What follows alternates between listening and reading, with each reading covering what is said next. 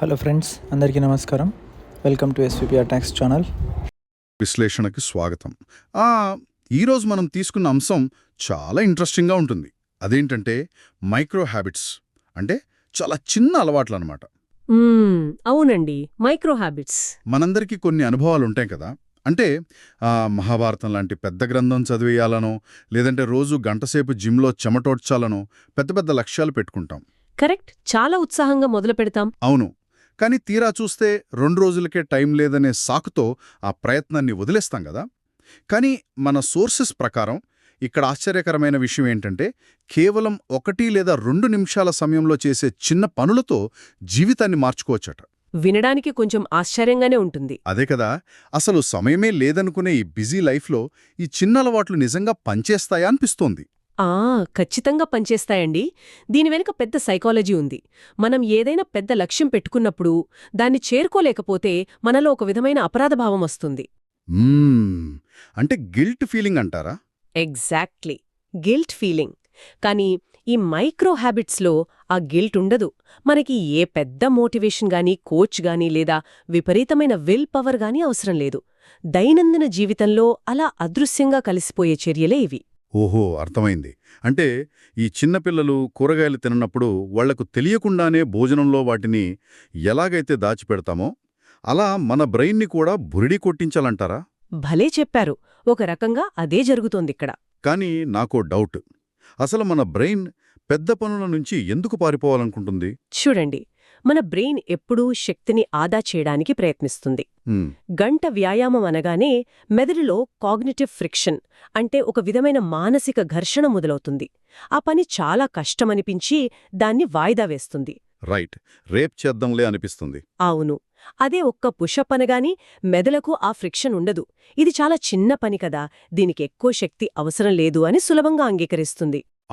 అంటే మనం ఈ అలవాట్లను బేబీ స్టెప్స్గా మార్చడం ద్వారా బ్రెయిన్ రెసిస్టెన్స్ని బైపాస్ చేస్తున్నామన్నమాట. కరెక్ట్, అదే అసలైన ట్రిక్. ఈ సైకాలజీ బాగానే ఉంది, కానీ దీన్ని మనం రెగ్యులర్ షెడ్యూల్ పాడవకుండా ఎలా ఇరికించాలో సోర్సెస్లో కొన్ని భలే ప్రాక్టికల్ ఉదాహరణలున్నాయి. అవునండి, ఉదాహరణకు పొద్దున్నే మనం కాఫీ పెట్టుకుంటాం కదా. రోజు చేసే పనే అది. ఆ కాఫీ మిషన్లో కాఫీ తయారయ్యే ఆ 30 సెకండ్ల సమయంలోనే డీప్ బ్రీదింగ్ చేయడం, లేదా నిద్ర లేవగానే మొబైల్ చూసే ముందు ఒక 30 సెకండ్ల పాటు బెడ్ మీదే స్ట్రెచ్చింగ్ చేయడం. వావ్, ఇది చాలా సింపుల్గా ఉంది. ఇంకా సోర్సెస్లో స్నానానికి వెళ్లే ముందు ఒక 5 పుషప్స్ చేయడమని కూడా ఉంది కదా. అవును, అలాగే మనం ఎవరితోనైనా ఫోన్ మాట్లాడుతున్నప్పుడు కుర్చీలో కూర్చోకుండా గోడకు ఆనుకుని వాల్ సెట్ చేయడం కూడా ఇందులో భాగమే. అంటే ఇక్కడ మనం కొత్తగా టైం సృష్టించడం లేదన్నమాట. ఎగ్జాక్ట్లీ, ఇప్పటికే మనం రోజూ చేస్తున్న పనులకే ఈ చిన్న అలవాట్లను యాంకర్ చేస్తున్నాం. పాత అలవాటుకు కొత్త అలవాటుని జోడించడం. సూపర్. సోర్సెస్లో మరో క్రేజీ పాయింట్ కూడా ఉంది. ఏకంగా ఒక నవల రాయాలనే పెద్ద లక్ష్యముంటే రోజుకు ఒకే ఒక్క వాక్యం రాయాలట.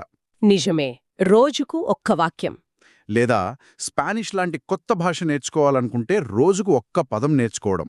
భలే ఆసక్తిగా ఉందిది. ఇంకా ఫ్రిడ్జ్లోని పాత పెరుగు లేదా ప్లాస్టిక్ కవర్ లాంటి ఒక పనికిరాని వస్తువుని రోజూ బయటపడేయడం కూడా ఒక అద్భుతమైన అలవాటే అని సోర్సెస్ చెప్తున్నాయి. రోజుకో చెత్త వస్తువు పడేయడమా?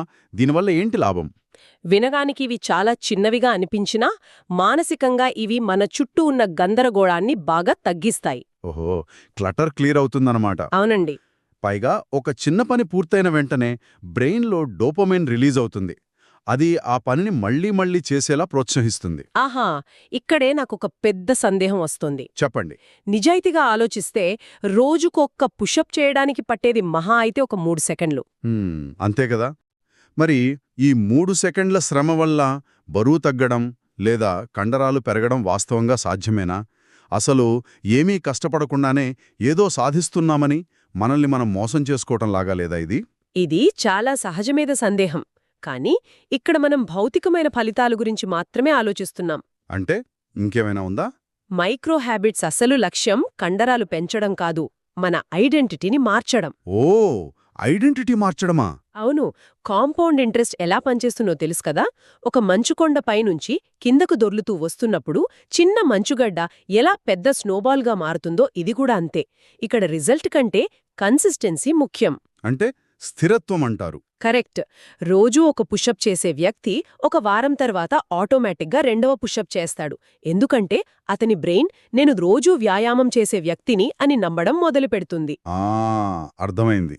అంటే ఇక్కడ మనం యాక్షన్ని కాదు, ఆ యాక్షన్ వెనకున్న కన్సిస్టెన్సీని బిల్డ్ చేస్తున్నామన్నమాట. ఎగ్జాక్ట్లీ.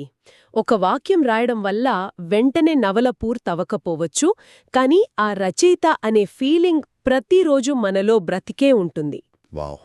ఇలాంటి చిన్న అలవాట్లో 10 పెట్టుకుంటే ఎవరైనా సరే ఆటోమేటిక్గా ఒక డిసిప్లిన్డ్ పర్సన్గా మారిపోతారు కదా. అవునండి. పెద్ద ప్రయాణానికైనా ఆ మొదటి అడుగు మీద ఉన్న భయాన్ని పోగొట్టి పనిని ప్రారంభించేలా చేయడమే ఈ మైక్రో హ్యాబిట్స్ ముఖ్య ఉద్దేశం. రైట్. ఈనాటి విశ్లేషణ నిజంగానే మన ఆలోచన విధానాన్ని మార్చేలా ఉంది. ఇక సమయం లేదనే సాకు పంచేదు. ఒక పుషప్, ఒక వాక్యం, ఒక్క సిప్ నీళ్లు తాగడం. ఇలాంటి చిన్న అడుగులతోనే మార్పు మొదలవుతుంది. ఖచ్చితంగా. అయితే ఇదంతా విన్న తర్వాత నాకొక ఆసక్తికరమైన ఆలోచన వస్తోంది. ఏంటది? ఇప్పటిదాకా పుస్తకం చదవడం, వ్యాయామం చేయడం లాంటి భౌతికమైన పనుల గురించే మనం మాట్లాడుకున్నాం కదా. అవును. ఒకవేళ రోజులో కేవలం ఒక 30 సెకండ్ల పాటు మన సొంత ఆలోచనలనే మనం ఎలాంటి జడ్జ్మెంట్ లేకుండా మౌనంగా గమనించే మైక్రో హ్యాబిట్ పెట్టుకుంటే, ఆ ఒక్క చిన్న అలవాటు మన అంతర్గత ప్రపంచాన్ని ఇంకెంత అద్భుతంగా మారుస్తుందో కదా. వినేవాళ్లందరూ దీని గురించి కాసేపు ఆలోచించండి. ఈ మంచి ఆలోచనతో ఈనాటి లోతైన విశ్లేషణను ఇక్కడితో ముగిద్దాం. ఈ వీడియోను ఓపికగా చూసినందుకు మీకు ధన్యవాదాలు. ఈ వీడియో కనుక మీకు నచ్చినట్లయితే లైక్ చేయండి, షేర్ చేయండి, సబ్స్క్రైబ్ చేయండి. మీ అభిప్రాయాలను కామెంట్ రూపంలో తెలియజేయండి. మళ్ళీ ఇంకో ఇంట్రెస్టింగ్ టాపిక్తో మళ్ళీ కలుద్దాం.